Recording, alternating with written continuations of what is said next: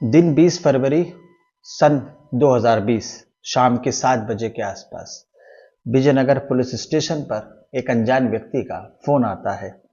वो अज्ञात व्यक्ति घबराकर पुलिस को बताता है कि विजयनगर रेलवे ट्रैक के पास एक लाश पड़ी हुई है और जैसे ही पुलिस को यह खबर मिलती है, पुलिस वहां पर तुरंत पहुंच जाती है।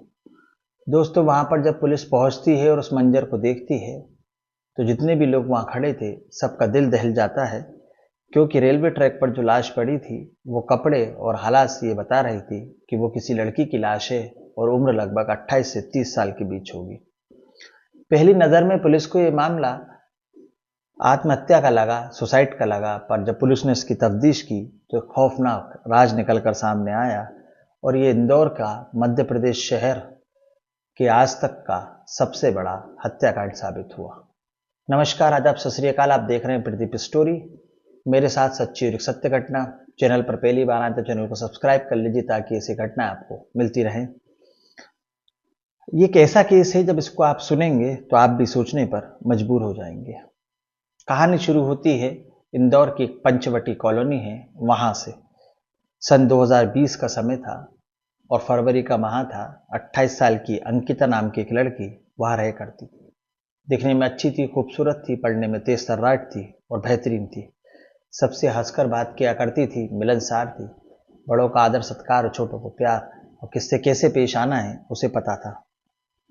अंकिता के साथ एक बहुत बड़ा कांड हो गया और इंदौर ही नहीं, इसने पूरे भारत को हिला कर रख दिया। दिन 20 फरवरी 2020 की सुबह लगभग 10 बजे अंकिता अपने घर से किसी काम का कहकर निकलती है और मम्मी पापा को यह नहीं बताया उसने कि वो कहाँ जा रही है।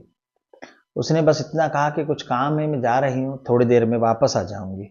घर वाले भी जानते थे कि अंकिता पिछले कुछ दिनों से काम की तलाश में है, जॉब ढूंढ रही है, तो उन्हें लगा कि कहीं जॉब ढूंढने की तलाश में जा रही होगी या इंटरव्यू की तलाश में जा रही होगी, सही समय पर वापस आ जाएगी। समझदार थी, इसलिए घर वालों ने ज़्यादा पूछताछ नहीं करी। अब अंकिता चली गई। सुबह से दोपहर हो गई, दोपहर से शाम हो गई, शाम से रात हो गई, पर अंकिता घर वापस नहीं लौटी। अब घर वालों को उसकी बच्ची की चिंता होने लगी और वह अंकिता को फोन लगाते हैं मोबाइल पर, तो फोन स्विच ऑफ हो रहा था। दोस्तों से जानकारी प्राप्त करते हैं पर कहीं कोई जानकारी घर वालों को नहीं मिली। मगर अंकिता का कोई भी सुराग, कोई भी चीज, कोई भी जानकारी घर वालों के पास नहीं थी। अब अंकिता के पिता बिना समय गवाए विजयनगर पुलिस स्टेशन जाते हैं और अंकिता की गुमशुदगी की रिपोर्ट लिखवा देते हैं।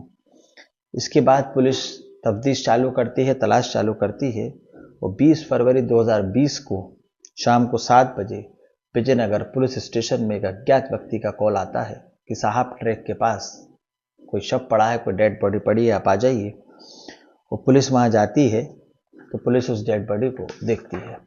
पुलिस को पहली नज़र में यह मामला सुसाइड का लगता है, पर यह मामला सुसाइड का था नहीं। किसने ये क्यों किया और इसके पीछे का उसका मकसद क्या था, इन सारे सवालों के जवाब इस कहानी में हमें खोजने हैं और इस सारे सवालों के जवाब आपको इस कहानी में मिलेंगे। बने रहिए मेरे साथ प्रदीप स्टोरी में। उस लड़की के गले पर एक गहरे नीले रंग का निशान था जो पुलिस वालों को देखकर बड़ा अजीब लगा। पुलिस वाले उसकी तलाशी लेते हैं तो लड़की के कपड़ों में एक मोबाइल फोन मिला और एक लेटर निकलता है। लेटर में लिखा हुआ था कि मेरा नाम अंकिता है, मैं इंदौर के पंचवटी कॉलोनी में रहती हूँ। मुझे अनिल नाम के लड़के से प्यार था, लेकिन मुझे पता चला कि अनिल पहले से ही शादीशुदा है, लेकिन फिर भी मैं अनिल से अपने प्यार को निभाती रही और अनिल की माँ हमारे इस रिश्ते के खिलाफ है। अनिल अपनी माँ के साथ हो गया है और अपने दोस्तों के साथ मिलकर मुझे मानसिक रूप से प्रताड़ित कर रहा है। अगर मेरी मौत हो जाती है और मुझे कुछ हो जाता है तो इसके जिम्मेदार सिर्फ अनिल और सिर्फ अनिल होगा और उसके दोस्त होंगे। इतना लिख कर अंकिता ने उस लेटर के नीचे साइन कर दिए और तारीख डाल दी।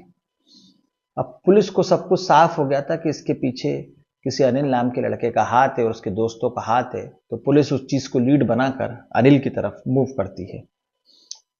लेकिन दोस्तों, ये भी एक सच है कि अक्सर जो कई बार हमें दिखता है वो होता नहीं है और जो दिखाई दे वो सच हो पूरी तरह हम ये भी नहीं कह सकते। कई बार ऐसा होता है कि जिस सच को हम देखते हैं, जिसको हम सच समझते हैं, वो सच होता ही नहीं है। सच्चाई तो और कुछ होती है, और इस केस में भी कुछ ऐसा ही सामने निकल कर आने वाला है।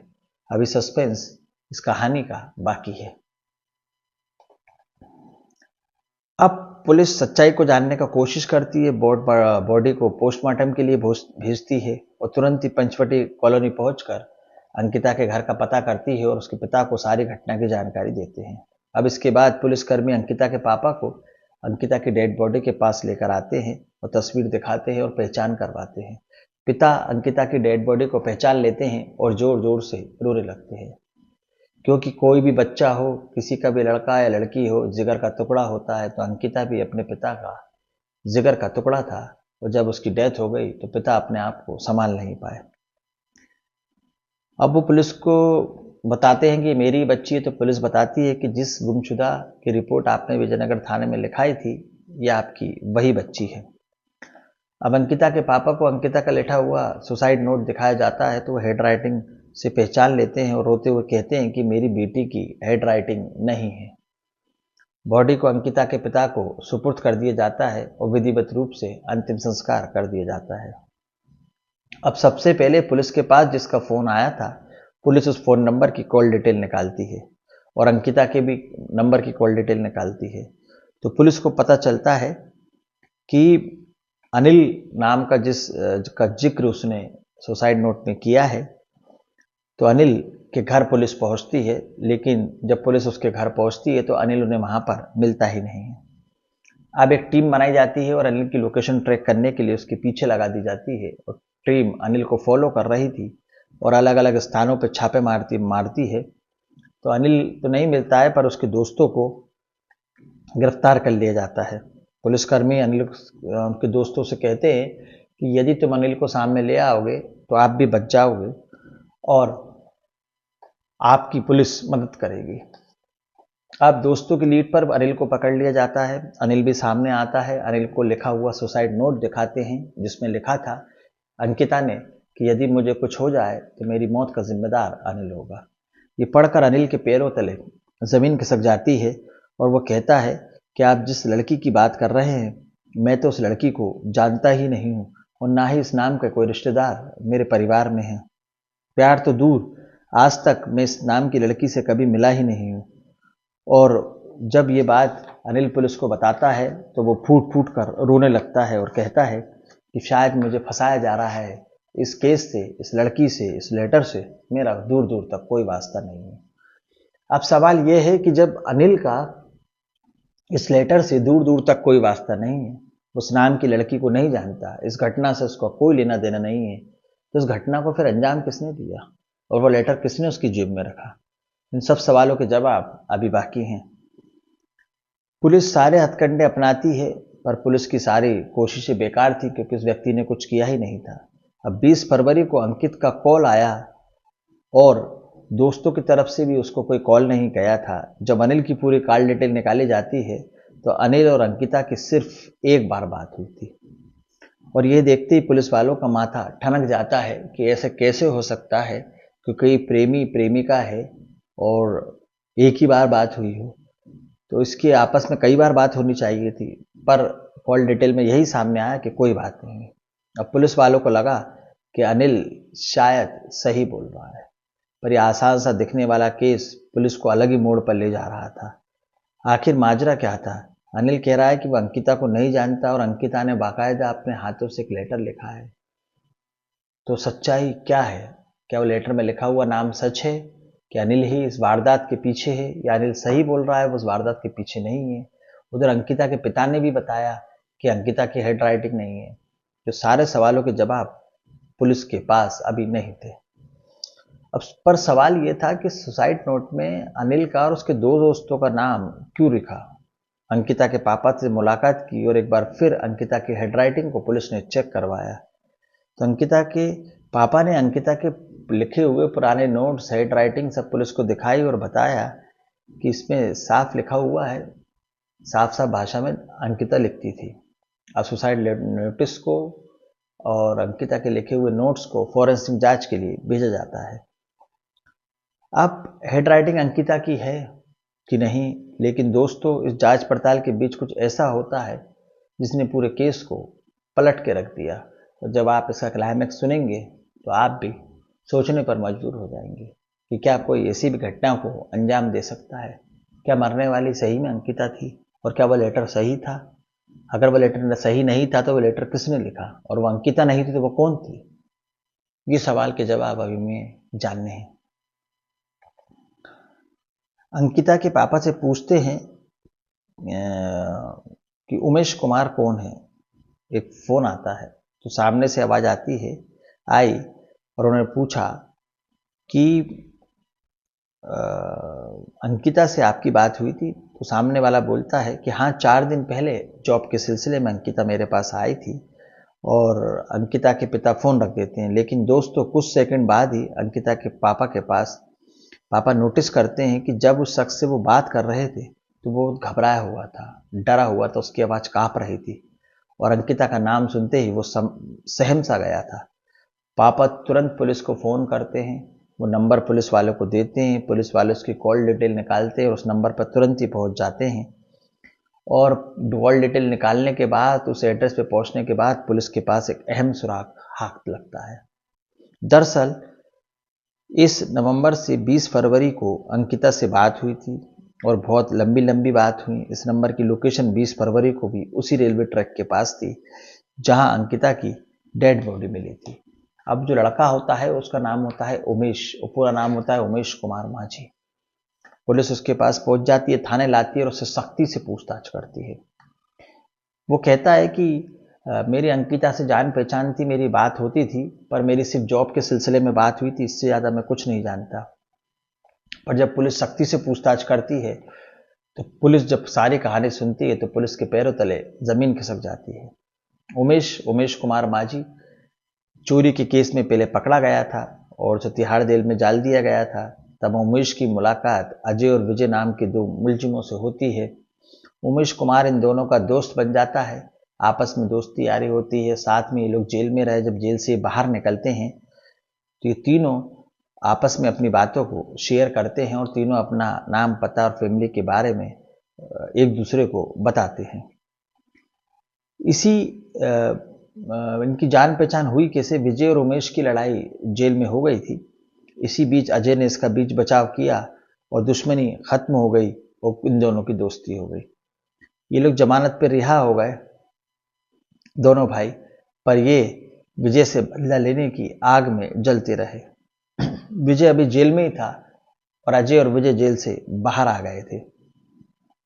अब इन्होंने एक प्लान बनाया और उन्होंने कहा कि हम एक कत्ल करते हैं और कत्ल करके विजय को हमेशा हमेशा के लिए जेल पहुंचा देंगे, और यहीं से मास्टर प्लान इनका चालू होता है। उमेश को वो ढूंढने लगे और ऐसी लड़की को मारकर उसके कत्ल के इल्जाम में विजय के भाई पर लगा दिया। दोनों विजय का भाई और कोई नहीं बल्कि अनिल था, जिसके बारे में अंकिता ने अपने सुसाइड नोट में लिखा था। अब एक दिन ही अपने दोस्तों से मिलते हैं और पता करते हैं कि पंचवटी कॉलोनी में एक अंकिता नाम की लड़की जॉब के लिए परेशान है, उसे नौकरी चाहिए। तो अपनी दोस्त के माध्यम से अंकिता को नंबर भिजवाते हैं और 20 फरवरी 2020 को अंकिता को जॉब की लालच देकर इंटरव्यू के नाम पे अपने पास बुलाते हैं। अब जहां पर उमेश कुमार और उसके 2 दोस्त कार में बैठे थे, अंकिता का इंतजार कर रहे थे, और अंकिता वहां जाती है। अंकिता को विजयनगर के एक फ्लैट में ले जाया जाता है। वहां पर 2 दिनों तक इस बेकसूर लड़की के साथ ये दरिंदे गलत काम करते हैं, डराते हैं और धमकाते हैं, और गन पॉइंट के नोक पर और वीडियो वायरल करने की धमकी देकर उससे सुसाइड नोट लिखवा लेते हैं। इसके बाद तीनों मिलकर 20 फरवरी 2020 को अंकिता को विजयनगर के रेलवे ट्रैक पर छोड़ देते हैं और वहां पर उसकी जेब में सुसाइड नोट और मोबाइल स्विच ऑफ कर डाल देते हैं। लेकिन दोस्तों, कातिल कितना ही शातिर हो, कितना ही समझदार हो, कितना ही खुराफाती हो, कानून के लंबे हाथों से बच नहीं सकता, और आखिरकार ये पकड़े जाते हैं। और यही इन दरिंदों के साथ होना चाहिए था। वर्तमान में ये दोनों अपनी सजा जेल में काट रहे हैं और अपनी सजा को भुगत रहे हैं। यह था मध्य प्रदेश के इंदौर का अंकिता मर्डर केस, जिसने अंतरात्मा को हिलाकर रख दिया। न केवल पूरे मध्य प्रदेश बल्कि पूरे भारत में हाहाकार मचा दी। इस कहानी को सुनाने का उद्देश्य किसी का दिल दुखाना, किसी की अंतरात्मा को परेशान करना या किसी के मान सम्मान को ठेस पहुंचाना नहीं है, बल्कि आपको सावधान करना है, सतर्क करना है, सचेत करना है। कहीं भी जाएं जॉब की तलाश में, अनजान लोगों से अचानक ना मिले, अनजान लोगों पर एकदम भरोसा ना करें, क्योंकि किसके दिमाग में क्या चल रहा है, कौन कब क्या करने वाला है, किस रूप में अपराध को अंजाम देने वाला है, इसकी जानकारी हमें नहीं होती है। कई बार ऐसा होता है कि हम छोटी सी गलती बड़ा रूप ले लेती है और हमारी जान भी उसमें चली जाती है, और उसका खामियाजा हमें साथ साथ आपके परिवार को भी भुगतना पड़ता है। इन आरोपियों को जितनी कठिन से कठिन सजा दी जाए उतनी कम है, इन्हें कठोर से कठोर दंड मिलना चाहिए। कहानी अच्छी लगी तो लाइक करें, चैनल को सब्सक्राइब करें। मुझे आपके सपोर्ट की आवश्यकता है। अगली कहानी में, अगली वाक्या में, अगली वारदात में फिर मुलाकात होगी। जब तक के लिए जय हिंद, जय भारत, नमस्कार, जय सिया राम।